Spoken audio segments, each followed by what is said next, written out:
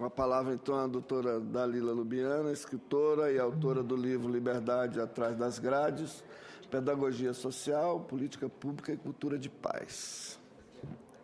Bom dia, é uma honra estar aqui. Eu cumprimento a todos vocês da mesa. Gratidão ao senador Paulo Paim pelo convite também. E gratidão a você pelas belas palavras que acaba de dizer aí. Então, o trabalho realmente segue essa linha, né, que você diz nesse instante. Então, esse livro, Liberdade Atrás das Grades, Pedagogia Social, Política Pública e Cultura de Paz, ele é resultado de uma dissertação de mestrado. E essa dissertação de mestrado, ela foi feita para registrar esse trabalho, que foi um trabalho voluntário por mais de 10 anos, que fizemos lá na penitenciária, eu e várias pessoas que estiveram comigo e cujo nome estão citados também no início do livro, no agradecimento. E esse trabalho, ele aconteceu também devido às formações que eu fui fazendo ao longo da minha vida. Eu sou academicamente formada em administração de empresas e sempre trabalhei nas empresas bastante na área de recursos humanos, então sempre voltado para essa área de treinamento também. E trabalhei na direção dessas empresas, então sempre bastante ligado com isso. Mas chegou um momento da minha vida que aquilo já não me satisfazia mais. Eu precisava fazer outras coisas. Eu sentia um chamado. Então, eu comecei a fazer novos estudos, não mais acadêmicos. Então, fui para São Paulo, vim para Brasília, e lá no Espírito Santo também. Então, comecei a fazer yoga, programação neurolinguística, para compreender mais o que se passava comigo mesma e o que se passava na nossa mente, como tudo isso funcionava. Um dia, nessa ida minha, que eu tinha filho pequeno ainda, à minha casa, ouvi uma palestra do Pierre Weil, falando da Unipaz. E falei, quando eu for a Brasília, em qualquer reunião, eu vou conhecer esse lugar, aqui pertinho, né, da gente. E logo, ano seguinte, eu já estava fazendo, então, uma formação da Unipaz. E ela orienta também, foi uma coisa que eu sempre gostei de fazer, trabalhos voluntários, e ela também orienta, numa das formações que ela dá, que você pratique, você dê esse trabalho em empresas e que você faça um seminário a cada 3 de uma forma voluntária. Comecei fazendo com a terceira idade, mas também não era aquilo. E num dia eu ouvi numa palestra falando sobre as prisões. E as prisões sempre foram assim algo do meu imaginário desde a infância, que a gente ia fazer visitas, então as prisões sempre me intrigaram bastante, desde a infância. Então, diante de todos esses cursos, formações em yoga, eu fui tecendo esse caminho. E consegui, então, ir para a prisão lá feminina em Nova Venécia. Eu fiz um trabalho também com os homens prisioneiros, mas o foco aqui é a feminina.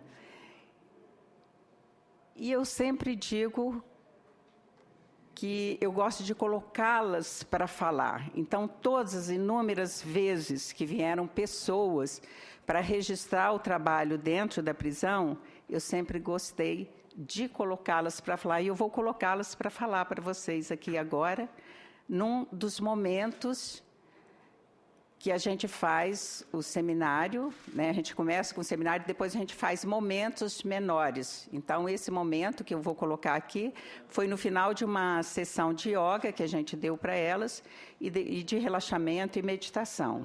Então, vou estar apresentando essas moças falando para vocês agora.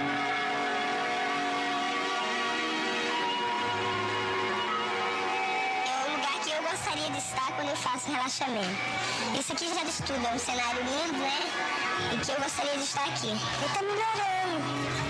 Não tá como era antes, sem ninguém aqui, poder olhar por nós, sem ninguém ajudar a gente, né?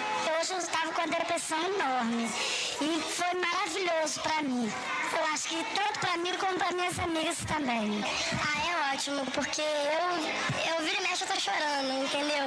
Porque eu tenho saudade das minhas filhas, eu tenho 2 filhas pequenas. Eu nunca fui presa, nunca passei por essa experiência, entendeu? Aí ultimamente eu vivia chorando. Aí a minha amiga esses dias falou pra mim, você lembra do exercício, você lembra do relaxamento? Eu falei, se lembro. Ela falou assim, então tenta fazer ele. Aí eu deitei na minha cama, mesmo com 2 televisões ligadas na sala, um monte de gente falando, eu consegui relaxar só com a minha mente, entendeu? Meditei bastante e me senti super ótima, tô dormindo bem, eu não tava dormindo bem, tô dormindo maravilhosamente bem, tô conseguindo dormir, acordo de manhã, faço também o relaxamento de manhã, é ótimo, eu estou adorando.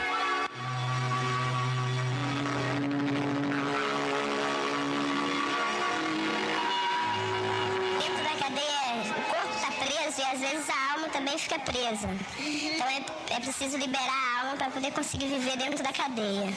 E com relaxamento e meditação é a melhor forma de não enlouquecer atrás das grades.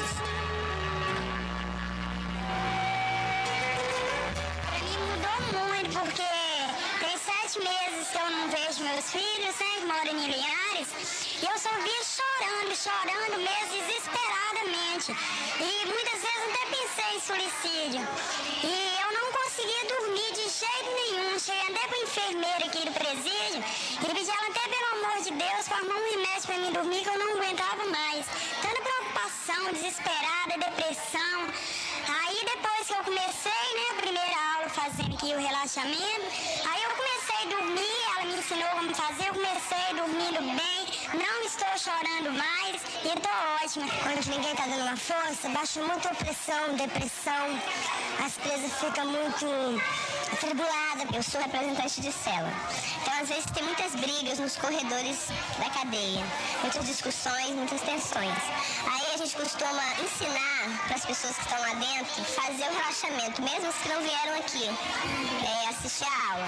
E as pessoas estão dormindo melhor, conversando mais, se entendendo mais. Eles precisam investir na gente para que a gente possa sair daqui melhor e não entrar com defeitos e sair ainda com defeitos maiores. Porque eles não ligam pra gente, só joga atrás das grades e não dá explicação e nem trata como humano. Estamos atrás das grades, mas não deixamos de ser gente.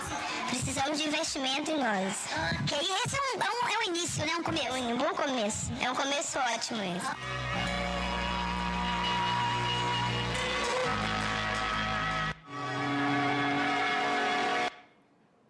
Então, esse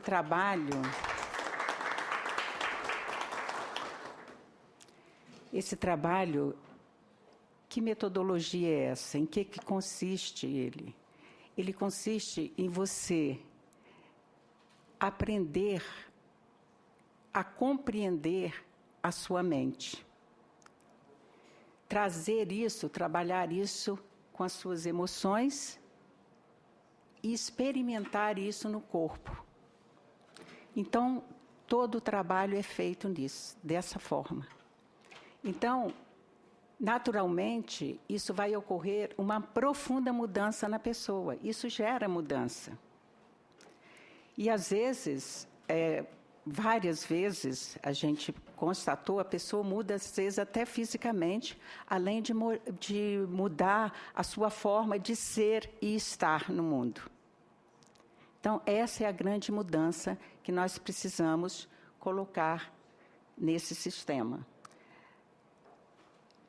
Quando a pessoa muda interiormente, passa a ter uma nova visão de mundo, ela vai olhar para as outras pessoas de uma forma diferente e mais pacífica, porque ela vai trabalhar esses conflitos internos, esse emaranhado de emoções que habita em cada um de nós e dessas pessoas.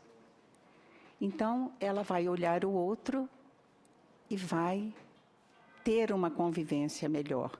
Quantas vezes eu cheguei na prisão e as assistentes sociais, saindo de reuniões com diretoria, diziam: acabamos de falar na prisão que nunca vimos esse lugar com tanta paz. E eu tenho experiência que, às vezes, eu passava nas secretarias do governo, né, em outras secretarias também, e eu via bastante conflitos lá, e eu chegava na prisão e eu sentia que tinha mais paz lá na prisão do que lá nas secretarias. Então, porque esse trabalho, ele não é só feito para as prisões, ele é feito para o ser humano. Então, já fizemos também com policiais militares, com diretores de presídios, e a gente faz esse mesmo trabalho em empresas, em escolas, porque é o trabalho para o ser humano. E, voltando, né, se eu consigo compreender, me olhar e saber quem eu realmente sou, eu vou ter respeito pelo outro e pelo meio ambiente também. Então, essa é a forma com que a gente faz todo esse trabalho, usando diversas técnicas que a gente vai estar mostrando agora, como isso, né, funcionou lá dentro da prisão do Espírito Santo. A gente começou o trabalho com um seminário de 12 horas. E esse trabalho, ele traz a questão do conflito e da paz no corpo, nas emoções e na mente. Então, aí nós temos a chegada dessa prisão de Tucum, que é o nome do bairro, lá no município de Cariacica. Hoje não está mais nesse bairro, vamos falar sobre isso depois. E o primeiro seminário, naquela imagem aqui à direita. Então, já nesse primeiro dia, vimos atrás do Felipe Sharp tem uma pessoa, porque nem todas, eram 30 mulheres fazendo esses seminários, mas só essas concordaram em ser fotografadas. Então, mas tinha uma que não queria sair na fotografia, mas queria dizer que pertencia ao grupo, e foi uma das pessoas mais resistentes no início do seminário, porque era de uma convivência muito difícil, ninguém gostava dela na prisão. Tinham duas dessa forma. E eu chamei a assistente social e falei: por que você colocou pessoas que não queriam fazer? Que eu tinha recomendado. Convide quem quer fazer apenas. Né? Imagina, eu vou lá fazer um trabalho para pacificar e já obrigo uma pessoa a ir fazer o trabalho. Então, já começou, né? E ela, no final, ela quis sair porque ela queria pertencer àquele grupo. E essas duas pessoas foram, assim, de uma transformação incrível que encantou todo mundo que estava lá nessa convivência com elas. E, nesse final desse seminário de 12 horas, uma senhora de quase 70 anos quis falar comigo. E ela veio dizer que agora ela tinha entendido por que ela tinha matado o filho dela, que ela mais amava. Foi por causa do apego. E ela me conta a história. Que o filho chegou no bar que ela tinha, pediu para guardar a arma dele, ela foi, guardou lá dentro a arma dele e sentou na mesa para tomar uma cerveja com ele. E ele então conta para ela que ia fugir com a namorada, porque o pai não queria o casamento. E ela foi lá dentro, pegou a arma e chegou na mesa e matou o filho.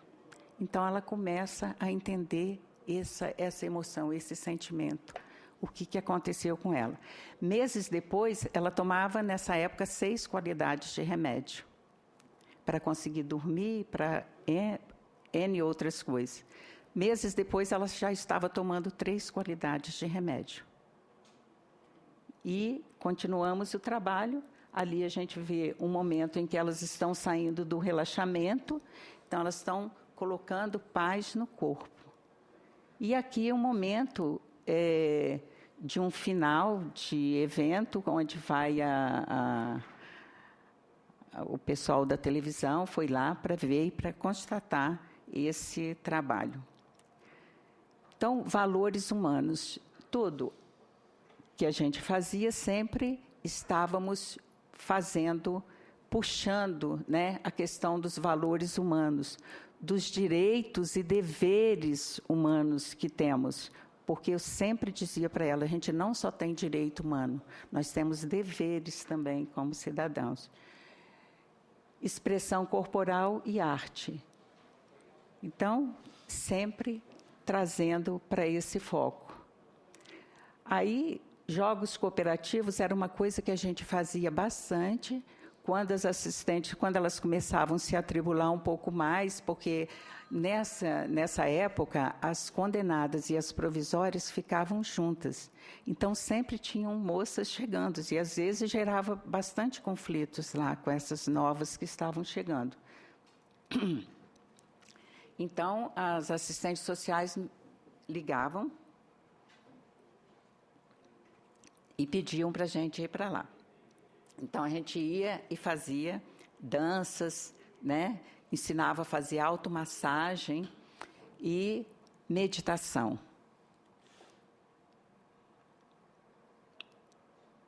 Ali, o final de uma oficina de dobradura de papel, de origami, que além de estar trabalhando a parte física, a gente ia trabalhando toda a parte emocional também com elas. Embaixo, uma palestra no pátio da prisão, e ali tem duas que eram representantes de cela, pregando as últimas informações, porque a gente ia embora, mas elas continuavam fazendo o trabalho.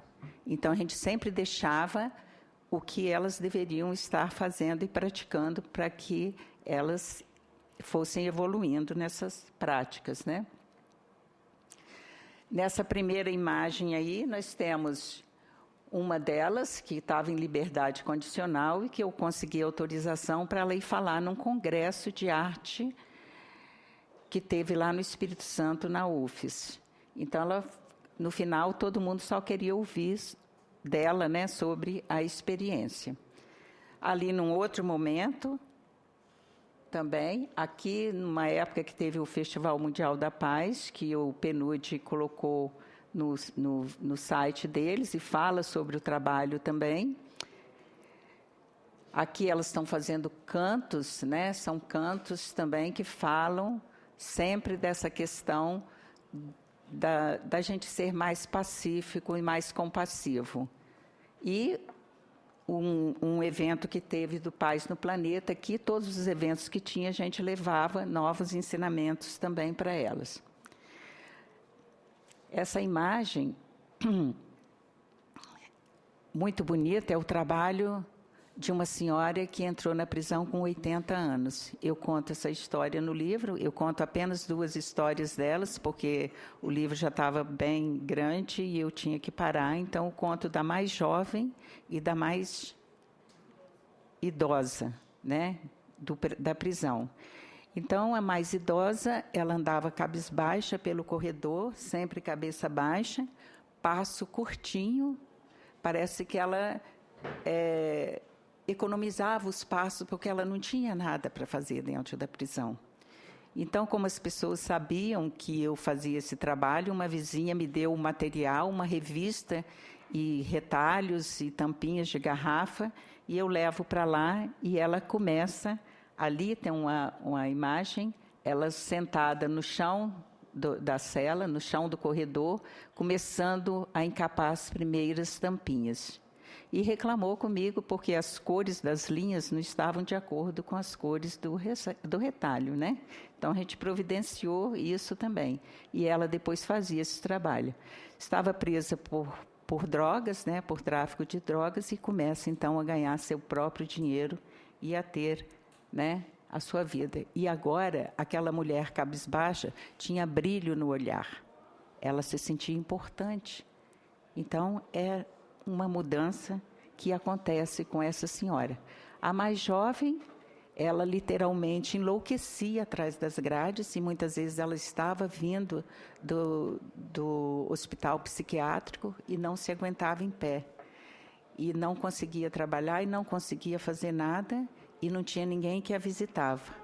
Então, a assistente social me chama e pede que precisava arranjar alguém, porque tinha fila, na época tinha um orelhão dentro da prisão, e tinha fila na quinta-feira para as pessoas falarem com as pessoas. E ela não tinha ninguém para falar.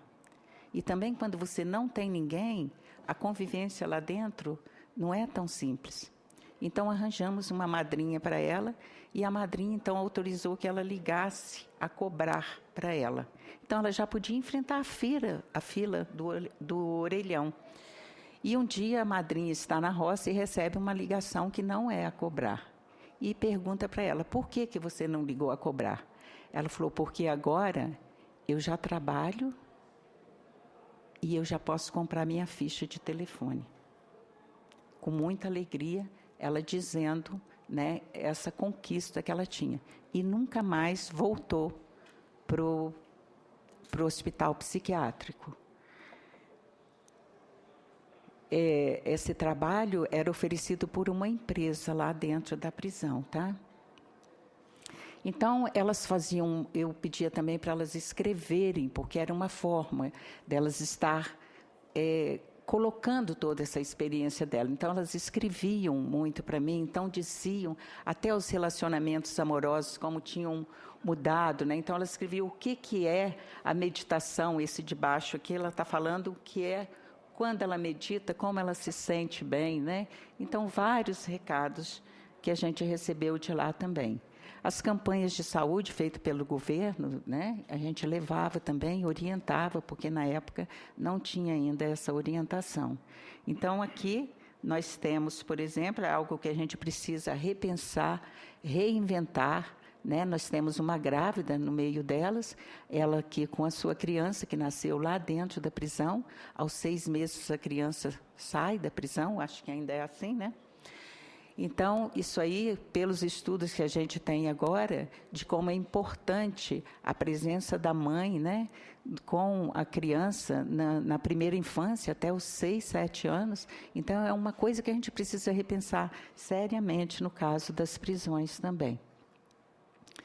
Na época, a gente não tinha isso ainda, a gente conseguiu, fomos conversando com a Secretaria de Justiça, então conseguimos que eles fizessem o certificado para aquelas que participassem também ter redução na pena.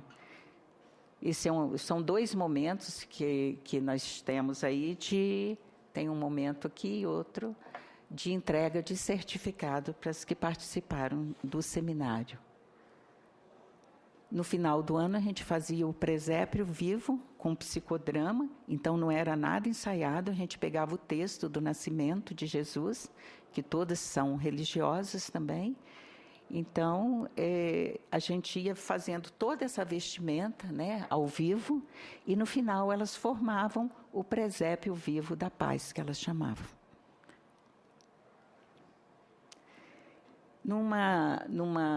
No dia em que eu participo de uma mesa na Prefeitura de Vitória, tinham várias pessoas, várias tradições e vários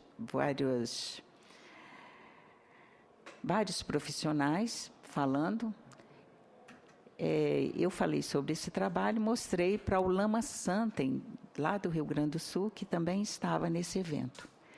E ele gostou muito do trabalho. Então, quando eu fiz no final do ano, eu mandei por e-mail algumas imagens para ele, e ele diz essa fala aí: vocês fazem essas moças nascerem em uma terra pura.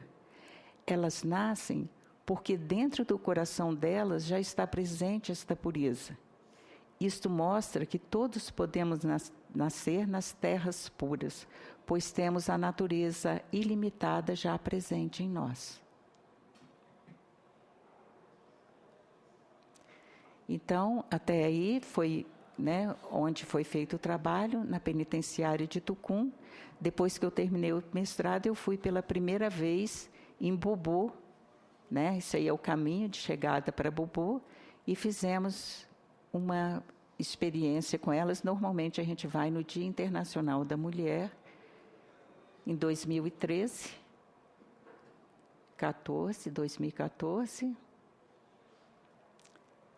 E em 2015, além do Dia Internacional da Mulher, a gente foi fazer também uma tarde de autógrafos com ela, mostrar o livro, apresentar o livro e fazer a doação do livro para a biblioteca da prisão. E, para finalizar, eu vou colocar aqui um poema de uma pessoa que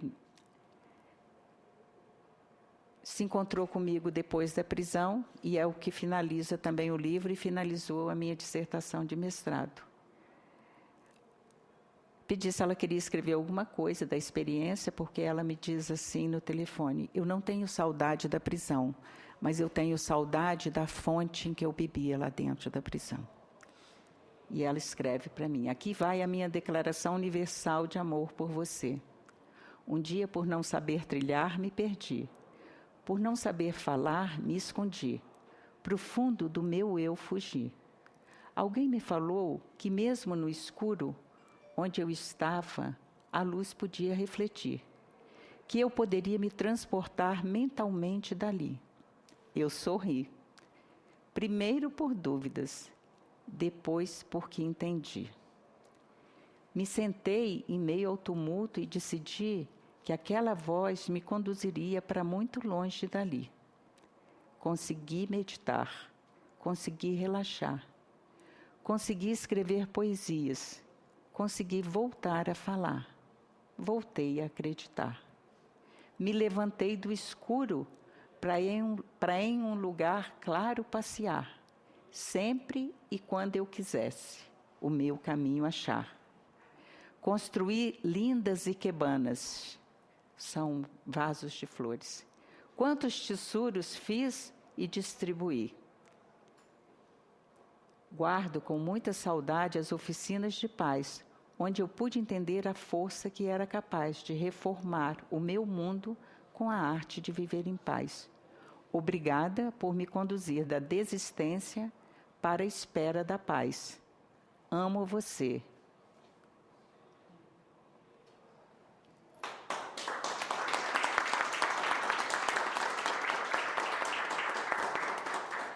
E ainda, agradecendo a vocês, eu quero dizer uma fala do Nelson Mandela, que ele diz que ninguém conhece verdadeiramente uma nação até que tenha estado dentro de uma prisão.